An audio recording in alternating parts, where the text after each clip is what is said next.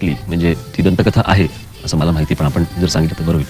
आणि ती म्हणजे या वाघ्या कुत्र्याची, की तिथे जो लेख लिहिलेला आहे त्याच्यावरती की महाराज गेल्यानंतर वाघ्या कुत्र्यांनी महाराजांबरोबर चितेत उडी मारली.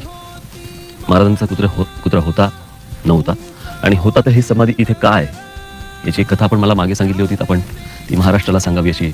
शिवाजी महाराजांचा कुत्रा किंवा आणखी निर्णयातरीचे प्राणी हे होते असे कागदपत्रातून काही उल्लेख नव्हते.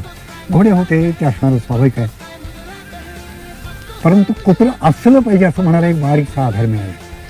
शिवाजी महाराजांचं एक शिल्प कर्नाटकामध्ये धारवाडपासून एक 10 किलोमीटरवरती यादवाड नावाचं एक गाव आहे.